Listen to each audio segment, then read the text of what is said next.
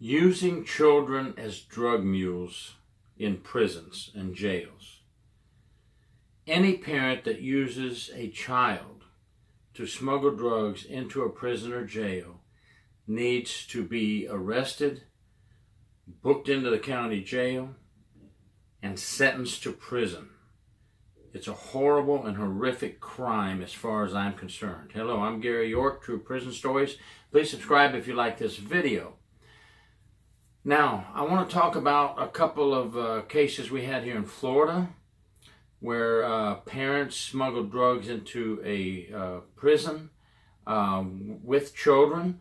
One was a visitor and the other was a correctional officer who was meeting people on the street to pick up drugs to smuggle into the prison, and she had her children with her. Now, smuggling drugs into prison with your children, that's a premeditated tactic. Using your children as camouflage. And the effects that children have from this. Look, I'm not a psychologist, but I can tell you this. It's pretty simple.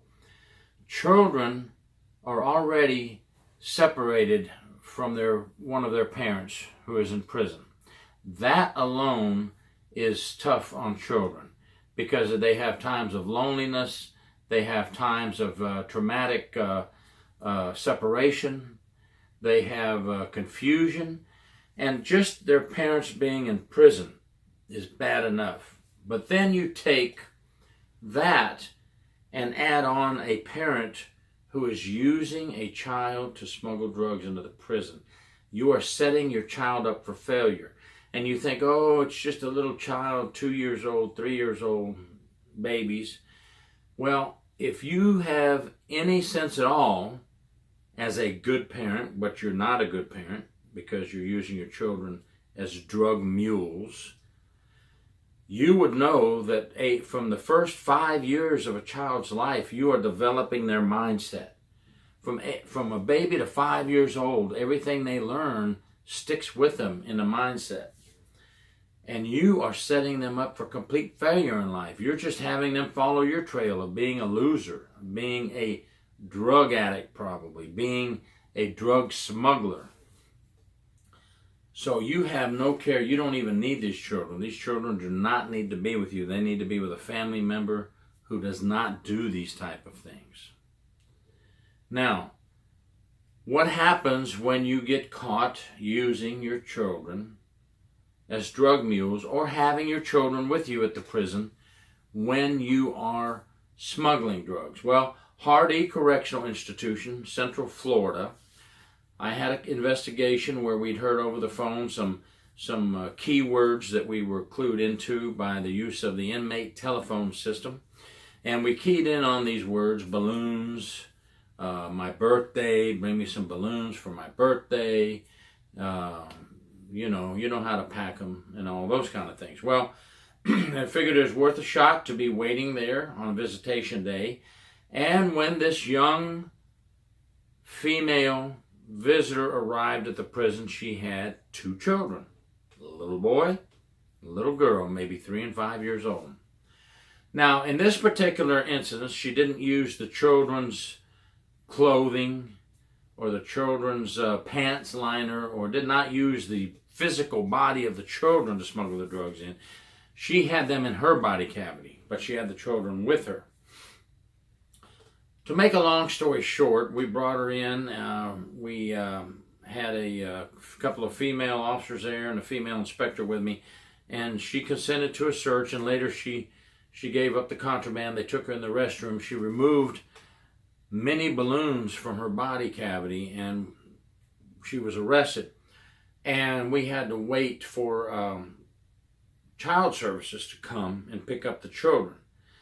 But we did get lucky. We found a grandmother. We tried to keep the children from going to child services. We did find a grandmother with a clean record, no problems, no issues. The grandmother drove from St. Petersburg, Clearwater area, all the way to Hardy County, Central Florida, and picked up the 2 children as mom went away in the back of a patrol car. Now, from that point forward, it would be up to child services and the courts to figure out what's going to happen with the children. But mom ended up being arrested. As inspectors, I always tried as a prison inspector to find a family member that we could release the children to rather than the child services. Nothing against child services, but I am a believer that the children need to be with a family member more than child services. But they have to be with a legitimate family member who does not commit crimes and does not take their children on drug smuggling sprees at the prison. Another case we had was Hillsborough Correctional Institution. An officer that I had actually worked with at the prison before I went to probation and parole, and then later to the prison inspector's office. I worked with her. I would be in a dorm next door working, and she would be in another dorm. I never saw anything that indicated to me she was smuggling drugs into prison. But of course, she had if she knew what she was doing as a sneaky person, she probably did not give any indications at all, because what she was doing was meeting inmates' family members on the street, picking up the drugs, and then on her next duty day, smuggling the drugs into prison. Well, a co-inspector of mine, I'm now a prison inspector, and a lead inspector of our office got assigned the case that she was doing this, and the inmate cooperated with us and helped the Inspector General's office set up a sting. Another long story short, she came to pick up the drugs and money. The money was her payment to take the drugs into the prison. She came to pick up the drugs and money from who she thought was an inmate's relative. And bam, she was arrested, and her children did go to child services, the state of Florida child services, because she had no place to send those two young children. This is a correctional officer. So it can go both ways. Visitors, officers, it's an unfortunate situation, but today's topic is not so much about who brings it in, but these sorry parents using their children as mules for bringing drugs in, as camouflage. Rikers last year in New York. I mean, this is just one incident of many, many, many.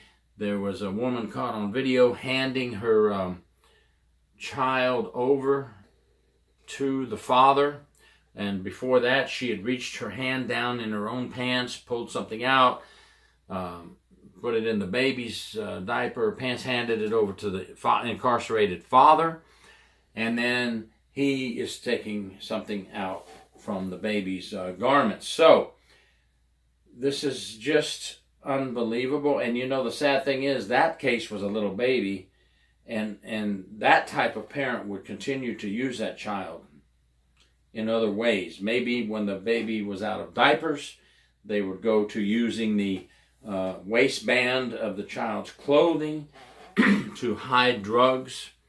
There's even been cases that's very, very sickening of the parents using the child's body cavity to smuggle drugs in the prison. These sick people, I'm not going to curse, because when you leave your comments, it says, please leave your comment, tell us what you think, but don't use any curse words or profanity. I leave all comments on my YouTubes unless you curse. If you curse at me or at anyone, I'm not going to keep the comment on there. So I'll leave your comment even if it's with me or against me, as long as you do it in a respectful manner. Just wanted to throw that in there. These parents need to be put away. And somebody else needs to raise these children so they have a chance in life to succeed and not follow the path of the incarcerated parent or the parent using them as drug mules. Now, I have a message for all girlfriends, wives, mothers who now have a boyfriend who's in prison, divorced mothers. How could you allow an inmate to manipulate you into using your child to bring in drugs? Believe me, over the years, I've heard many, many phone calls between incarcerated husband and wife, incarcerated boyfriend and girlfriend, It's just sickening how you let them control you. This girl at Hardee was controlled in the same manner. As long as she would do what her boyfriend said, not even married, she was smuggling these drugs in for her boyfriend. Not even married. But the way they manipulate you and control you. Let me tell you something. Tell them to go jump in a lake, cut them off your phone, stop sending them money, and save your kid's life. Save your kid's future.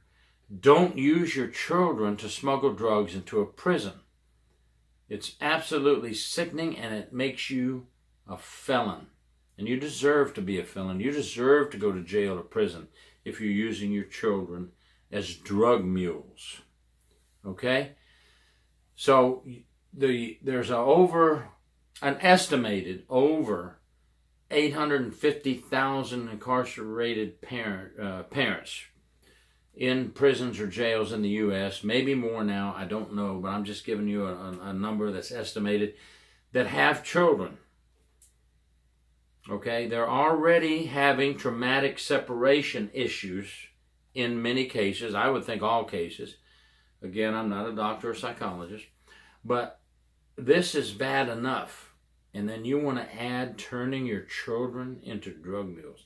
Think of it this way also. When they grow up, all these arrests make the newspapers. And many of them make the evening news, and they won't put your children's picture on there, obviously, because they're minors, but they may show their feet, their legs. They're going to show you, the adult, and your name is going to be on there. So now your children have grown, and they get to know that when they were children, you used them to smuggle drugs into the prison. Isn't that a great memory for your children to have? And you're going to boo-hoo and cry about how sorry you are, and I should have never done that. Well, you should apologize, but listen, it's never going to change what happened. They're always going to have that burned in their mind. You think they won't remember? Some of these children will actually remember you going away in a patrol car, in handcuffs. And the ones that are too young to remember will read about it later in life. Believe me, they will find out. Someone will tell them. Some family member, some friends, somebody will tell them when they get older, as teenagers, young adults, they're going to find out what you did. And that is something not to be proud of. This is going on around the country. Goes on every year. Prison officials, jail detectives, prison inspectors, street cops who work with the prison inspectors and jail detectives, we're all working hard on the streets and the jails to stop these people, find them and arrest them and put them away, and hopefully save their children from these traumatic incidents. But it's got to be stopped. Then you have the argument about why are so many jails changing to video visitation? Well, there's one reason right there. Now, there's more reasons than that. And it's a shame because so many people just want to go visit their family face to face and commit no crime. They want to visit their incarcerated loved ones and have no problems whatsoever. They don't want to see the drugs being smuggled in. They don't want to see the secret sex under the table, the hand job under the table, all these things. You bad apples for the visitors are sure making it hard for those visitors who commit no crimes. And that's a shame because more and more is going to video visitation because of these type of incidents. Anyway, let's save the children. If you're using your child as a drug mule or for camouflage, I do not feel sorry for you one bit. None.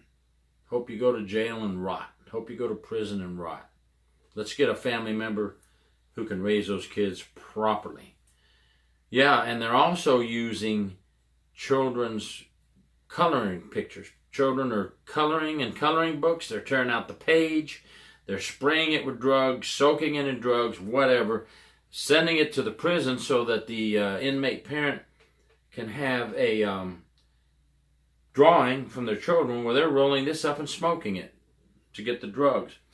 Or, other methods that they're using to get the drugs out of the paper. So that is camouflage. That's using children for camouflage. So you're not actually using the body of the child at the location, but you're having them draw these pictures, God help you if the children ever find out that you use them in that manner. It's just unbelievable. There's so many things we could talk about, but I think I got my point across. Let's stop using children as drug mules for prisons or any other type thing. This is just one issue. We have child sex trafficking, we have child porn. This is one specific issue I wanted to talk to you about today going on in the prison system. Okay? Let's put an end to it. Let's fight it. And administrators and investigators out there, let's catch them all and lock them up. Thank you. Gary York, True Prison Stories. Please subscribe.